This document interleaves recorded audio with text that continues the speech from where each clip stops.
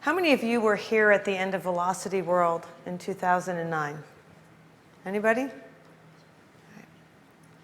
At that point in time, I shared something in my closing statements that actually came from a letter that David wrote. David was the 2009 winner of the Dale Houle Scholarship, and he had written his application in which to attend the Jonah Program because he had a very, very ambitious target. But he wrote us in the fall of 2009 to ask if it was possible to move his receipt year from 2009 to a later time because his son Patrick was very, very ill and dying. And what I took away out of that letter so much affected me. And I shared in that letter what David had shared of Patrick's message to him. And let me quote. Patrick passed away on October 15th, 2009. It was peaceful and indeed merciful.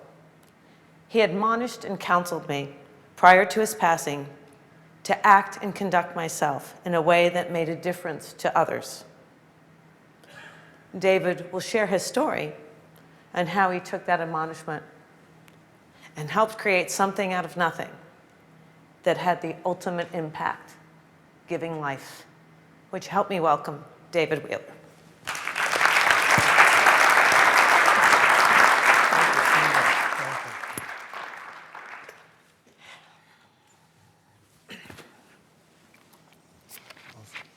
Thank you so much for let me flip your slides. inviting me.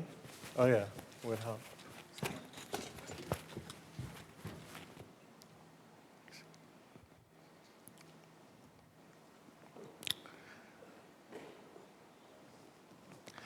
Today we're going to discuss, and I think my discussion is more a narrative of creation. And again, I took the Jono Program in August of 2010. I completed the Jonah Program, and my project was the creation of the human lung lab at the Cleveland Clinic. I'll move forward. If I could do this, we're in good shape. Let me go back. This is a schematic of our product, basically. It's an artist rendering. This is from the original Gray's Anatomy, and I had no idea when I started using this as kind of an iconic image for the creation of the lung lab that there was a show, Gray's Anatomy, and some of our younger practitioners would tell me about this kind of soap opera kind of thing, and I said, well, the real Dr. Gray was a bit more serious than that. But basically, it serves to illustrate that we're dealing with something, a very complex system that has about 300 to 800,000 little air pockets called alveoli, and a complex system of capillaries that are attendant with that. So when we talk about rescuing and resuscitating the human lung prior to transplant, we'll talk about serving both those systems and the delicate balance that happens when they meet. So we're taking a lot of engineers in the audience. We're taking, reasonably complex gas mechanics. We're always talking about flow and compliance and resistance and the collective impedance of the lung. We have 27 generations of airway, and we're also talking about that on the other side of the equation where these capillaries meet the alveoli and what happens in the donor lung. So we'll keep that in mind as we discuss this. So lung transplant at the Cleveland Clinic Foundation prior to the Jonah Program. The reality, again, prior was very successful, the most successful lung transplant program in the United States. Last year we did almost 200. Our closest competitor, Duke, did 80. So by volume and by actual results, a very successful program. The surgical staff, the physicians, we exceed expectations in every category with the peers of patients, peer-reviewed publications. We attract very qualified fellows and residents to the program. It's one of the better programs on the planet. People come there not only for the lung transplant, but it's part of a greater cardiothoracic fellowship. We do about 6,000 hearts a year, or heart surgeries. Publication rate in peer-reviewed journals exceeds expectation, but there's really so much more that we can do. So we wanted to increase the yield and optimize the utilization of lungs deemed unsuitable for transplant by using this lung lab. And the analogy that I'll use over and over again is that we had talked after my son's death. I guess now that it's out in the open now. The day after I interred his ashes, I was walking in and I just said, I just need meaning, and I called his name. To put one foot in front of the other. Within hours of that request, I met a family that would be pivotally important to this. A young girl had received a transplant, and I met the surgeon who is now the physician champion, and that happened within 2 hours of me. Basically, I went up to the unit. I'm clinically relevant, so I do rounds on the mechanically ventilated and intubated patients twice a day, and we have 176 beds. So I'm kind of a troubleshooter, and one of our therapists came up and said, we have this 24-year-old girl, she's just not doing well, lung transplant, and I don't know, just everything fired off within me. And we had a discussion, and I found myself at the bedside, and she was well-to-do, highly educated, had been like third runner-up or second runner-up for the Miss Colorado, and was studying opera in Hungary. And you can Google her as Charity Tillman Dick. She does now opera singing for us to raise money. And I went there, and her mother was there, and she says, well, and she was all spazzing out. And I don't know, something in me snapped, and I said, listen, you, look at me. There's an acceptable level of pain. This is all wrong. I'm going to fix it, but you're going to have to work hard, and you're going to have to start doing it now. But I will not abandon you. I will be with you. And something with that family snapped. She goes, wow, you're quite a dad. And I go, well, maybe not right now, but I play one on the radio. I remember saying that to her, and she got into it. So they've become incredibly, incredibly influential and helpful in the creation of this. So we have to match in an urgent way, or this was a pre-reality, the opportunity to harvest lungs with the practitioners that are on call. We have different skill sets, different lung transplant guys, and we have to do that in a very rapid fashion. But we also have context-specific policies, procedures, and procedures to optimize the utilization of the harvested lungs that probably weren't being followed all the time by the practitioners, because that great veil of ego and entrenched parochial self-interest, which is also another great veil, a blinding veil, if you will, prevented everyone from acting in the same fashion all the time. So we had tremendous variability, even though the practitioners are the highest skill set you can imagine. Medical school, fellowships, additional fellowships, residencies, training, they've got 14, 15 years vested in this one endeavor, and hundreds of man-hours actually pulling it off successfully. So how do you tell them we're going to do it a different way? So the practice model that we were looking at in the lab is determined both by the time and the critical nature of the procedure and individual practitioner and the preference in the lab. So we really didn't, at this point, have a lab because we had chaos. We had the state of nature, brutish and short. So we had so much fighting going on. We really didn't have a lung lab that existed. We had, at this point, the idea, which was Ken McCurry, who's become the physician champion, and myself had this idea of a lung lab, and we pitched it to people, but nobody wanted a part of it unless they could do it their way, and the rest of you guys couldn't come in. So we had to do something about that. And at the same time, nobody was willing to put the time in or to come in.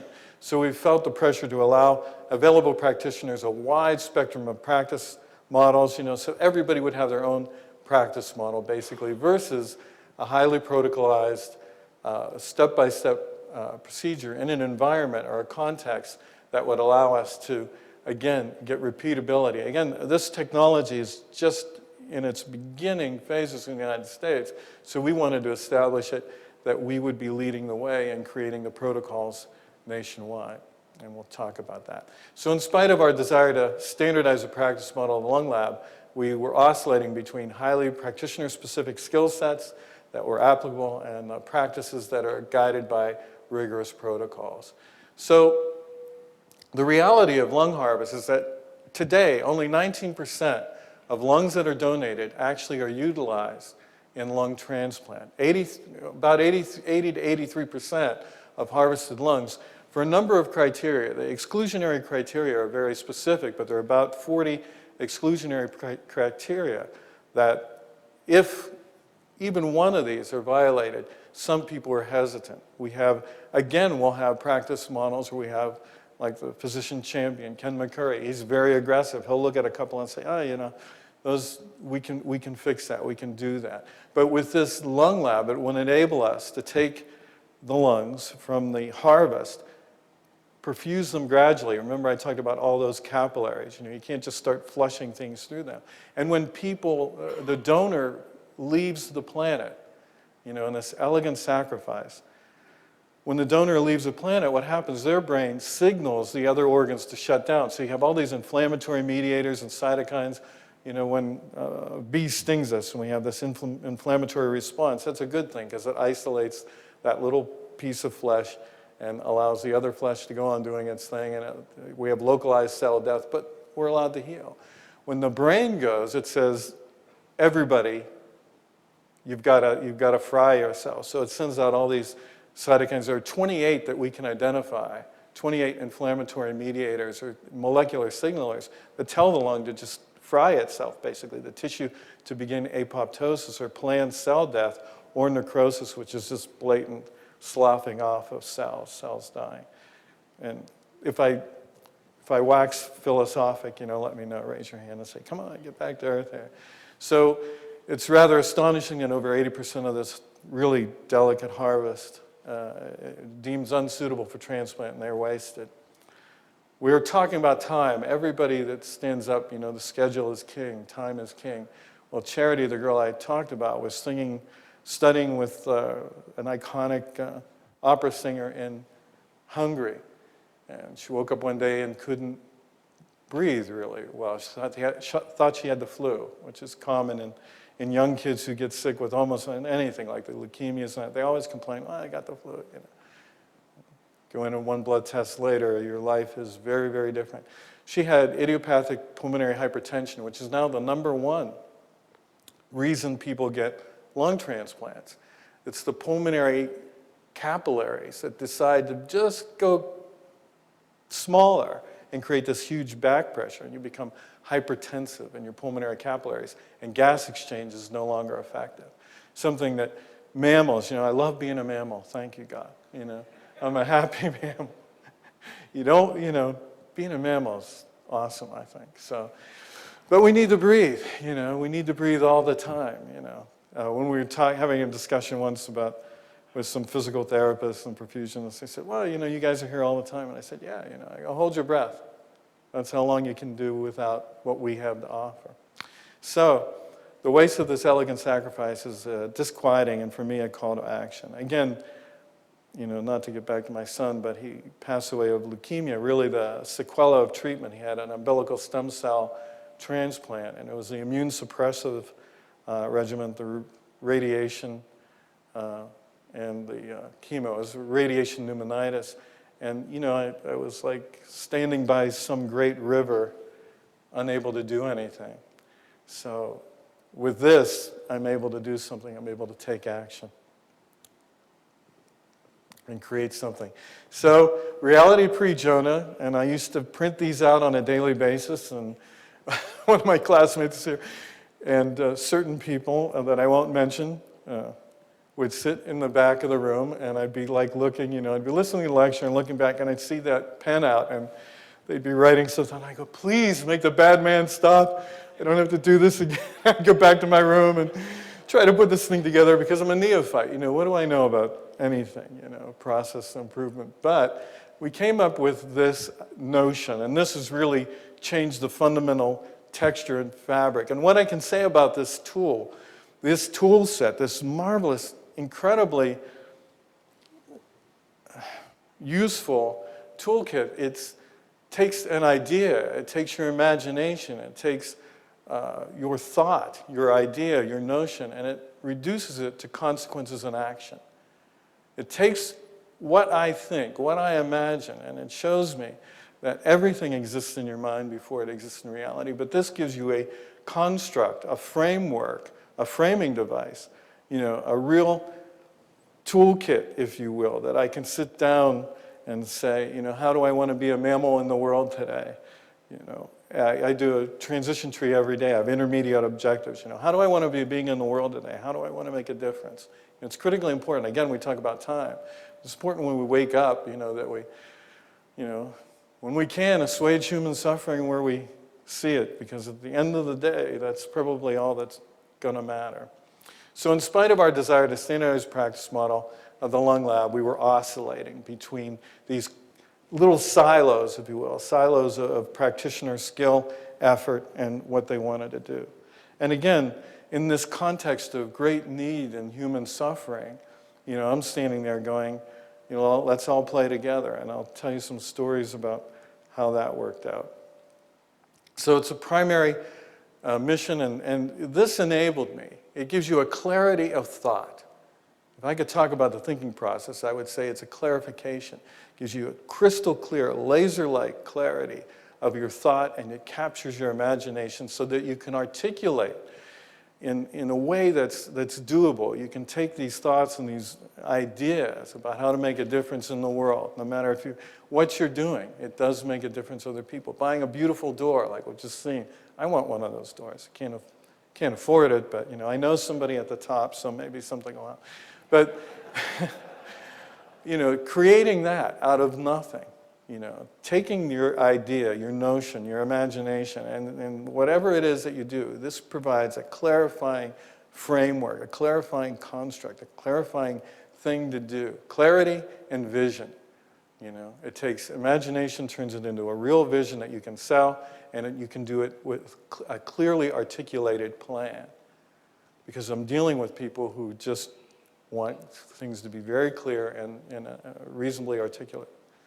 So it's a primary mission and fundamental intention of the Human Lung Lab to reverse and transform this catastrophic and heartbreaking reality through innovation, the application of evidence-based clinical protocols and rigorous scientific inquiry. So we will evaluate, prepare, and assess human lungs prior to transplant.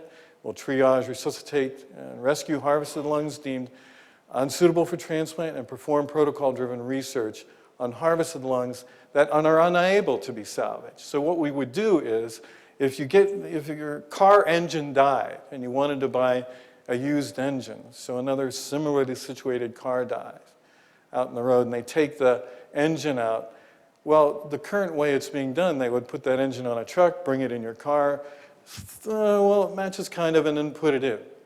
But what we want to do is take that engine out, change the rings, change all the fluids, flush everything out, clean it up, get it reperfused, reventilated, keep it warm, and put it back in. The other thing about this technology that it will do is it will increase the life of harvested organs. Now they take them and put them in an ice box, and you see the guy walking through the, transit or whatever, TSA, what's that? Oh, here, take a look. Oh, okay, go ahead. Well, it's not that bad, but it's almost that bad. It's in an ice box and they're carrying it away. And it has about a 4 to 6 hour shelf life, really, because of these inflammatory mediators. What we'll do, and I have pictures that will show you, is that now we bring it into the lab and we're trying to create a unit. I have ideas for a unit where we could have it portable, go to the harvest site, flush out all these inflammatory cytokines and mediators, all these bad molecules, flush it out immediately, start warming it and perfusing it, and increase the time to 12 to 20 hours, which makes the donor pool for the Cleveland Clinic Europe. We anticipate that if this pulls off, we can ramp up to do 600 transplants a year, 3 chairs, no waiting. Meaning that if you're that young girl and you get that terrible news, idiopathic pulmonary hypertension, you need a transplant, pick up the phone, get in a plane. You look like a 44 regular to me. And on we go. So in patient care, it's already had an impact on patient care. The legs that we're getting from doing just the protocols that we've done, and I'll talk about that, I've already designed pretty rigorous protocols for the patients that we are doing for their post-operative care, especially in the critical care units. And those are now taped not taped, they're attached somehow. They're laminated, they're attached to every mechanical ventilator in the Cleveland Clinic Cardiothoracic Institute. So not only do we use them for our lung transplant, but because they are lung-saving strategies, we're using them in the post-op hearts. Anybody who have any kind of suspicion of an acutely injured lung, and that probably means anybody who needs a tube and a ventilator. So we're starting, it's totally changed the way we're viewing it, and because we have, everybody deals with certain status, so they see the stuff that we're doing, you know, it gives you more leg. So we're having effect in patient care. But it's going to increase the available inventory, support and cultivate quality initiatives in every area of, especially the injured lung. Now you can have an injured lung and not need a transplant, but the stuff that we're doing here will yield results in that reality. Mechanical ventilation is now the #1 intervention in all of critical care. And critical care beds are being built at about 30% of all hospital construction now is critical care beds, as opposed to 3% in 1984. Because the way healthcare is going, we're getting better and better. Well, anybody who's been in the hospital, they throw you out with, you know, they're still closing you up, and they're going, okay, yeah. No, it's not that bad, but we'll cut it out. Oh, you'll go home that afternoon, no problem. You know, you know, it's almost like, oh, forget it. But home care, and the level of acuity is going up, basically, and mechanical ventilation and the sequela of that treatment is important. There's things called ventilator-associated and ventilator-induced lung injury. So just being on that machine, if it's in the untrained hand, according to the American Thoracic Society, you can create injury. So what we've done is attenuated that potential by creating stuff from the human lung lab. Evaluate and analyze the process constraints between the surgical and critical care processes. Again, really tight silos, the critical care and the surgical people kind of talk to each other, and the surgeons will go mad, and they'll say, well, you treat this like a hobby. And they'll go, oh, you know, I guess so. So the human lung will create, continuously review and enhance policies and procedures, and that's what we've been doing. That will optimize outcomes, patient care, and the patient experience. And in education, again, we've used this as an education tool. We've done 18 pig lungs, and we had a few extras, so I used those to create videos on how to care for the lung. Again, how to prevent and attenuate lung injury that can happen in the course of care, not only for lung transplant patients, but for patients out there with an artificial airway. And we've created a few instructional videos using the pig lungs, you know, that will help. So in education, it's going to disseminate new scientific information through meetings, publications, abstracts. I was just in Tampa at the International Respiratory Critical Care Congress, and I had 2 talks, an abstract, moderated a panel, and began talking about this technology. So it's really on fire, you know, and to be, in the future, to be a viable transplant center, you're going to have a center for organ rescue and reperfusion. So we'll distill and interpret new information to whoever wants it. That's the other idea, and I talked to my instructors there, that we want this to be an open, so any open lab. So anybody who wants to visit, there's nothing that we're going to hide from anybody. I want to give it away. I don't believe in holding this stuff. I want to give it away, give it away, give it away, give it away incessantly to improve everybody's practice. Anything that they can learn and take away, again, the level of suffering that we can assuage is profound, I think, and I think that's what we're here for, ultimately. So we'll cultivate new programs and materials to educate professionals, and we'll provide the highest standards of training in the discipline of lung transplant and the therapeutic options native to this pursuit. We'll expand the analysis and transfer of both new research and findings and current best practices to all who request it. When I was in Tampa, I got 100 requests for our protocols, lung saving, and I emailed everybody, take them, use them, do whatever you want with them. So it's already kind of beginning. In research, it'll promote research and discovery. We have several papers, I'll talk about that we're working on, collaborate with other researchers in the science of the lung, coordinate, develop, and manage research and research training, get grants from organization. Again, this girl I met on that day, her family has been extremely influential. We just got a significant gift from a a family who owns a professional baseball team gave us a very significant gift because they know her and because of what she's talked about the Lung Lab. Coordinate, develop, and manage research and research training grant programs, collaboration with other organizations.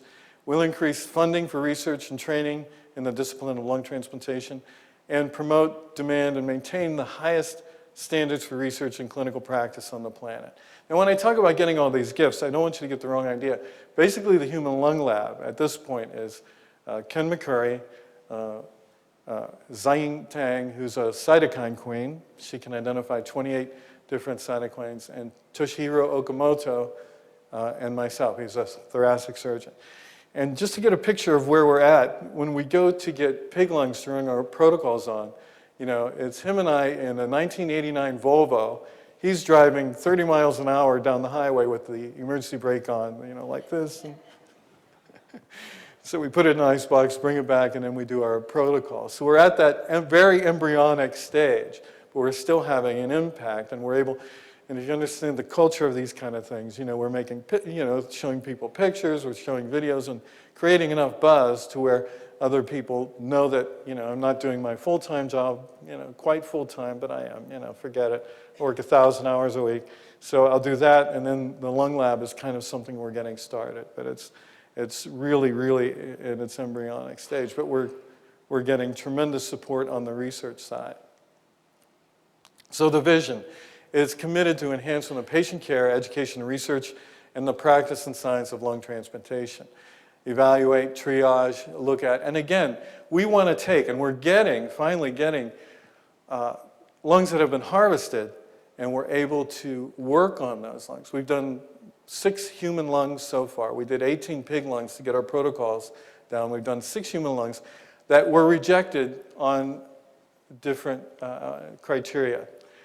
All 6 of them, within 20 minutes, I was able to reverse at least the mechanical criteria to the point where they would have met every standard from every organization, exceeded expectations for inclusionary criteria into the lung transplant pool. And that's within 20 minutes of our process. So leadership, we'll talk about that. The medical director is in place, but we have a competing group. Now, these things don't happen without, so we have like 6 transplant surgeons. So we have the main guy, the director of the transplant program, who's the medical director of this lung lab. And he's loving it, and he's very supportive. And 4 of the guys in that group, you know, and there's no private practice at the Cleveland Clinic, by the way. They're all employees. And we have to apply for a job every year. So in a way, my job is to make them look good, basically. So this makes them look good in their annual review. So 4 with them. Now another surgeon is starting his own lung lab. And ironically enough, he called me to help him out. And then started arguing with me within 5 minutes of me saying, well, I think this is what we need to do. He started coming up with his own way of doing it. And I'll help him any way I can. So, but it's interesting. You give them the books and they'll tear out the pages. You know, people find a way of doing that.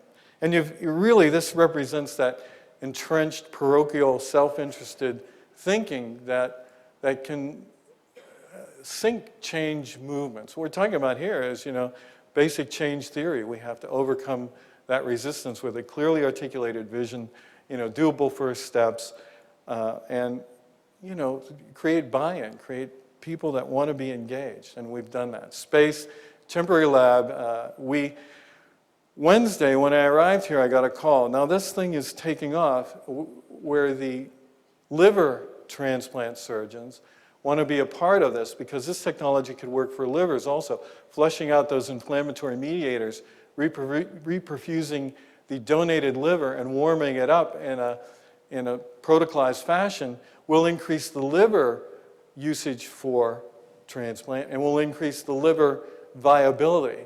So when I go back next Wednesday, we're having a meeting, the first meeting for the Center for Organ Rescue Reperfusion. And so I think that's a significant development. 1 year, a little more than a year out of the Jonah, from nothing to something, again, creation. it's very exciting to me. So equipment, generous sponsored donations. Tomorrow when I go back, Draeger, a company from Germany, is going to meet with me with contracts for equipment they're donating to the lab. McKay, a Swedish company, has given us a lot. Vivaline, we've met with them, they're giving us equipment. So although we don't have any money to pay anybody, the word is out. The word is out that we've got some very committed people that, again, it's the vision. It's in the ability to translate that vision into a way that excites people. So the slides that I'm doing here are donor people are using. I gave a slide presentation for all the head of philanthropy at the Cleveland Clinic. And I didn't even know they had a whole department of philanthropy. I'm walking around rubbing two sticks together, and these guys got Zippos, you know. I mean, anyway. So they're helping out tremendously. They're out fishing or whatever. So people, we have a cluster team in place, which we'll talk about. It would be Ken McCurry, Toshihiro Okamoto, Zain Tang, and myself are the cluster team. But what's interesting, the injection that we talked about, we've identified some allied health professionals that we can cross-train, which is critically important. And they're culturally, they fit perfectly. We're using respiratory therapists because we looked at nursing and they were too expensive, and although they get the technology, they don't have a real authentic, deep knowledge of the technology that we'll be using. Perfusionists we looked at, and they're prohibitively expensive, and they've got a culture where it's all about being on call, and it's about, you know, making money by not being there, basically. And they just don't fit the model that we have. And the therapists are just so beat up culturally that they love it. They love the idea that we're using them. And in the licensure issues that we've looked at, they already do both technologies. So we don't even have to do anything with their license. We just have to train them and get them engaged. And they're very, very engaged, and so they're on fire for this. I have a waiting list, actually, of cross-trained people who want to cross-train, who have a real authentic knowledge of how to open up the lung and how to keep it recruited and not damage it, which is critically important, and then how to perfuse it. And the policies and procedures are working, living documents. I go back and change them every day. I try to keep it so I have the kind of editorial sensibility that they come out with and keep them in one place, which is important. But they are living documents based, again, on assessment and evidence. They're evidence-based, but assessment-driven, and highly contextualized. N of one, you know, I'm really, really big into N of one, that we treat each patient, not, you know, the randomized controlled trials get us to the bedside. But in these big trials, they have positive outcomes and a negative trial. So I look at that suffering human being and try to say, you know, what is it about them, and what are they unique about, and what fits in with a big trial, but what fits in with what we can do in a very unique way. And it's arduous work, but I'm finding people that are excited by that, and that in this context of the lung lab, that again was framed by the Jonah. When I went to the Jonah, I was on the phone with Ken McCurry every day. He goes, "What are you doing today?" I go, I'm getting beat up, you know, leave me alone, you know. "What are you doing today?" "Oh, there's so much red on my thing, you know." No. But we had used that, and again, it's a construct, a framing device. You know, it put everything together, all the ideas, all the notions, all the thoughts about how we could rescue and resuscitate a lung, basically, which is kind of I mean, you think about who sits around and has a napkin and starts talking about that kind of stuff. It shows you where my social life is. But yeah, it was nice meeting you. I got to get home and wash my hair. Anyway, so what changed is we really got turned on to these warm organ perfusion devices. It's a revolutionized concept of organ harvest organ transplant. So the Human Lung Lab will do that. And again, this is a narrative, and I really want to just talk about the thinking process, and again, how it articulates the vision. So here's what we're doing, and I think this helps tremendously in understanding where we're at. So normally, the lungs, no matter what, again, it's always a tragedy. You know, and I always keep that in mind, that, you know, when we're talking about a transplant, on one end of that equation is the unthinkable. There are hours of the unthinkable, really, because the best lungs, we all know, come from young, healthy folks who, you know, it's the roll of the dice. And so I always keep that. I always honor that. I keep that in focus. But on the other end of the equation, it's a celebration. Here's someone who's been suffering. Again, back to charity, you know, the 24-year-old opera singer who can't get up and walk from the chair. You know, everything's fine. Then all of a sudden, her pulmonary capillaries decide to go into rebellion. You know, when your body starts, when everything you take for granted changes in a very fundamental way, it's very, very difficult, especially for young people, to understand that because they don't have the life experience. And the therapeutic part of it, they don't have the life experience to say, oh, well, 1 year and I'll be fine. You know, we say 1 year, okay, I can do this. I can do 1 year. To them, it's like, it's an eternity. So they're delicate, and you've got to coach them through things. So what we would do is give them a leg up. We'd take the lungs, we'd flush out the inflammatory mediators, we'd warm it and perfuse it in the middle there, and then match perfectly. Again, take all the criteria that you want and match perfectly this inventory to the product, if you will. And it is time sensitive. You know, time is a cruel tyrant. And what it can do currently to harvested organs, again, you see, sometimes it's just a function of time. Hawaii has no transplant program for lungs. They manage to get some organs over to the mainland, but they can't. They're all wasted. And for some reason, they tend to have a lot of healthy donors. So the initial steps, what we did, we looked at other places because, again, in the world, they're looking at this. And we wanted to do this, right? Continuously edited the policies and procedures for the lung lab because it's a living document. Train a skeletal staff. Work in-house with our grant writers and get people to start generating some kind of way to support this endeavor. And as per above, develop and have approval for IRB protocols. So this is in Sweden at Lund. They have a great unit. This is ex vivo stuff. Steen solution, it's a proprietary solution. Dr. Steen created it. And what it does, it helps during the reperfusion process to maintain the osmolarity at the pulmonary capillary bed so the capillaries don't leak into the lung. If that starts to happen, then you can't use them. So this solution is proprietary of Vivaline. It will revolutionize all organ transplants, and they're being very guarded about it, but we're working with them both on the liquids, I guess, you know, the liquids that we would use, and on the technology. This is in Kyoto, Japan, and that's where our thoracic guy, who you'll see in a few seconds, came from, Toshihiro. This is a lab he worked in Japan where they're using a system that was developed in Toronto. As you can see, it's big, you know, and they do great work there. I have a lot of respect, a lot of friends up there. Really great guys, but this is a really big unit, and it requires a full perfusion component, which we want to get away from because those tend to be very big, bulky, and again, prohibitively expensive when we start using it. Primary issue, again, cross-training. It was getting all these protocols in place and then getting kind of gatekeepers, because we have this core group in the lab all the time, then the surgeons can change, but then they're kind of out of their own element, and we can train these folks to run the protocols as is, and then if they want to change something, they have to have a compelling reason, and they are on record in front of other professionals changing things, and they tend not to do that. That creates, you know, numerics drive behavior.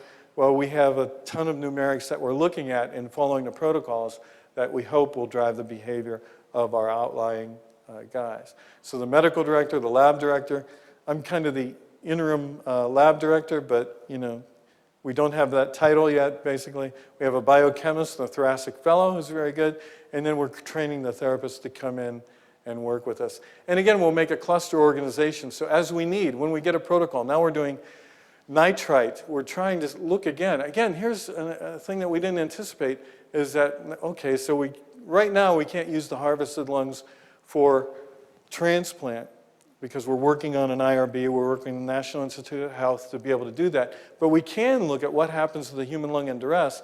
So we're taking nitrates and nebulizing them and giving them the lung and saying, what happens if we're really, really sick, or in ARDS or acute lung injury, if these nitrites can attenuate or help solve that. So we're actually doing protocolized research on the lungs that we get now. But the first thing we're trying to do is prove that we can salvage them and save them and get them back into transplant inventory. And this is everything I did on this is coming true. I said to Dale Hewell, and I have to thank, again, Goldratt for the scholarship, because I never would have been able to attend it without it. I said it was magic, but I really do believe it's just a way of clearly articulating a vision and idea and reducing that into action, reducing that idea into consequences and action. And these consequences, in my world, have very, very, very direct impact in people's lives. You know, human beings get to be mammals for a while longer when we do this. And to me, that's a very, very good thing. And the training element and the research element and everything else that spills off. We've had spill-offs that we couldn't imagine. We couldn't have anticipated all the training, everybody that's on fire with this idea, that wants to come and look, and then we take the time to show them, well, this is what happens if you do this in everyday practice. You know, wow, I didn't think about that. So everything we talked about. So today we've done actually 18 pig lungs that we evaluated and resuscitated. We did 6 human, 2 more since the time of the slide. And think about it. You know, I thought about this. It's kind of amazing. I was at a county fair in August, and it was a year away from my Jonah program. And I got called to come in, that we were having a lung coming in from the East Coast, one of the eastern seaboard states. And I thought to myself while I was driving in, you know, a year ago, I was in New Haven with an idea. And these incredibly compassionate, wonderful people with a technology that I think is a breakthrough technology on how we take a fuzzy idea that some knucklehead has and turns it into a clear, crystal clear, laser-like vision, gives them the tools to make it happen, and now I'm going in to resuscitate a human lung. Less than a year. Less than a year. And it was a gift that I was there. They gave me that gift. Wait, let me go back and talk about today, and then we'll get into the good pictures. Are we having cold cuts for lunch? So 6 human lungs. We have 6 peer-reviewed papers. I just got invited. Who would have thought, you know? I just got invited to do a paper on the donor management from the international, the big impact journal for the international lung transplant folks, which is huge. Streamlining, and we have 5 other papers in progress. One bad thing about working with surgeons on writing papers is that, you know, generally, yeah, that's great. Here, do this. That's great. So I love doing it. I love writing it. I just want to get a little more turnaround on their part. It's great, constraint to the system. Anyway, streamlining a ventilation perfusion process. Enthusiastic and committed philanthropic interests. We're getting people really interested in what we're doing. Relationships with innovative suppliers. Again, going back tomorrow, Draeger, guys coming in from Germany to see what he can do to help. What kind of instruments do we need? And believe me, I'm going to take him to Starbucks, give him a, you know, doppio, you know, double espresso, and then we'll talk. By the way, I found out yesterday, the Starbucks at the Cleveland Clinic is the highest grossing between New York and Chicago. It's open until 2 a.m. There's like 44,000 employees there, and it's always active. So, relationship with innovative suppliers, relationships with harvest organizations. We're getting more people when they have a rejected lung, because it costs them money to get it to us, that they recognize that this is important work. What we're doing matters. Again, you know, we hear about time and how precious that is and how the schedule is king. Well, yes, time is precious, and what we choose to do with our moments, we are the sum of all our moments, really does matter. So everything you do is precious. It really is. And, you know, that's how I feel about this work here, that it is precious, and it has effects that we can't even anticipate or imagine. And, you know, you guys are a part of it. The fact that I'm here thinking about it, you know, I do see the bigger picture, that we need everybody to kind of help me with my thinking process, and you have tremendously. everybody I've listened to, everybody I've talked to. So we have the allied health professionals, the waiting list, cross-trainers. And here we are. And talk about cross-training. I'm learning how to attach the catheters to the pulmonary artery and pulmonary vein. This is a lung that we, another delicate harvest. It was rejected. But this lung, we flushed out those inflammatory mediators, and the guy holding the thing is a really good thoracic surgeon. And if you could see his face, the wincing as I was learning this skill, Price, really, he was beating, you think I got beat up in Jono Program. You should see how these guys beat me up. He wanted to put a clamp on my nose while I was doing this or something. Hurt me. So here is, again, we're in this protocol, we're using a system that they use in Toronto. And we're bringing the lung over, and we're going to warm it up and reperfuse it. As you can see, now it's being ventilated. And as you can see, this is a pretty decent looking unit, Thanksgiving's coming up, you can, well, just kidding. But we've resuscitated it, and it could be used. This is a human lung that was rejected, and I'm telling you, the numbers came back within 15, 20 minutes. We were astonished. This was one of the early ones we did, where it could have been used. Again, you talk about somebody, what greater sacrifice can one person do for another? I have no idea. It's beyond all telling. It's beyond my ability to, that I can't articulate, that I can't talk about. But it's a compassionate gift, and you want to make a difference, and you want to make that count. You want to make that matter because it's a big deal. It does matter. So I think that's another lung that we did. We have the dome on, we're keeping humidity in. Here's a smaller one, a smaller one that could have gone in. Like Charity, the opera singer, we actually gave her bigger lungs than she came in with. She's got more capacity.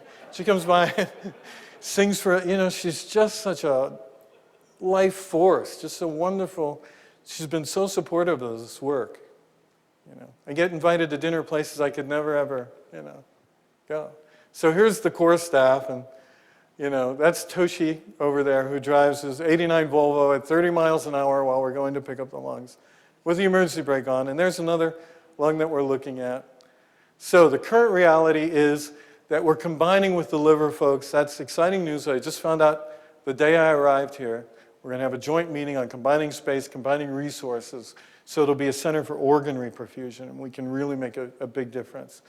So we'll increase the inventory of lungs available for transplant, increase outcomes, and enhance experience for the patients. Every patient who winds up in dire straits with some kind of, and needs artificial ventilation. That's another thing that's happened. I've been asked to actually do a book on the artificial ventilation of the human lung, and that just happened. So they're signing a team. I never knew any of this could happen for me. And it's all out of the Jono Program. 1 year, less than a year. I'm at the county fair, going, oh, yeah. Driving, I'm looking at prize-winning pigs going, wow, A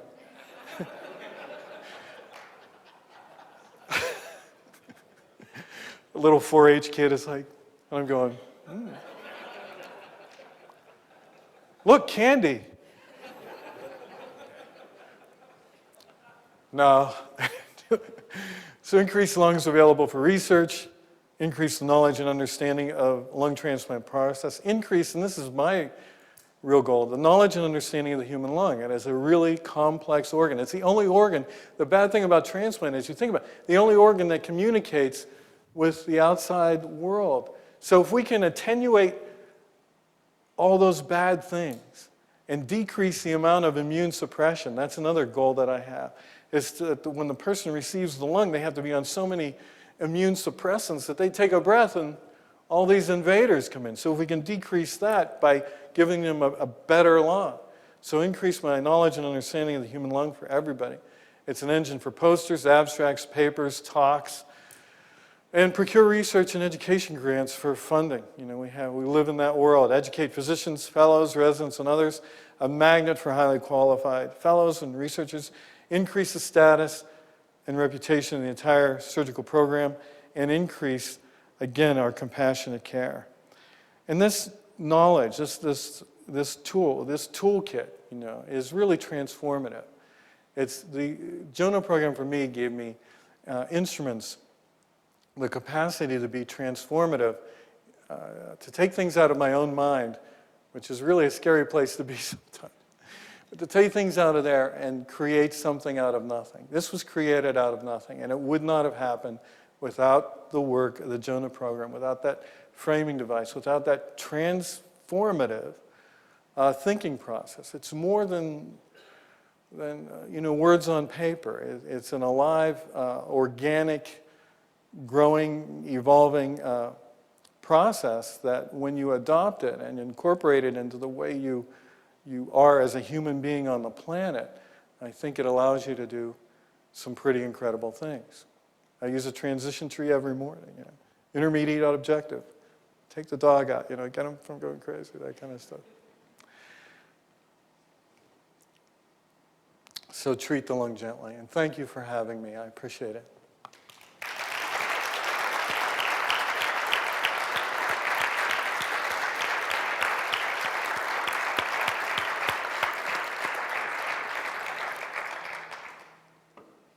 What can I say?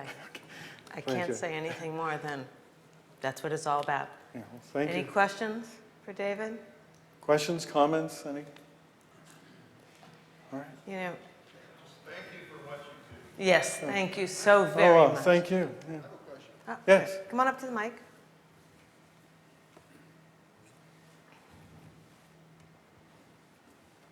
What hurdles do you have to actually get through in order to put one in a person? Because you haven't done that yet, huh? Right, we haven't, there's an IRB going on right now that's a review board basically is looking at our protocol. Once we get through that and we have like the National Institute of Health, just right now we've demonstrated enough in the lab and we just have to, again, put it on paper, ship it to the right people, the government, so that they say, give us our blessing, and that we can do that, actually. Like a year, 1 month, 2 months, what do you think? I would guess, given the National Institutes of Health, about a year probably. Yeah, exactly. But in the meantime, we're going to perfect, we're not stopping. We're going to perfect the utilization of lungs that are rejected.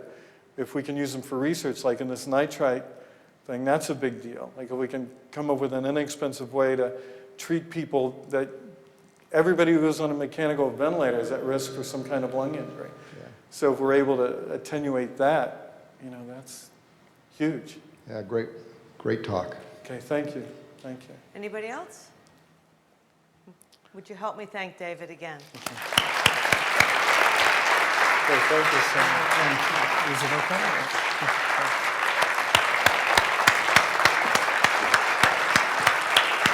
Thank you. Thank you so much. Thank you. Thanks.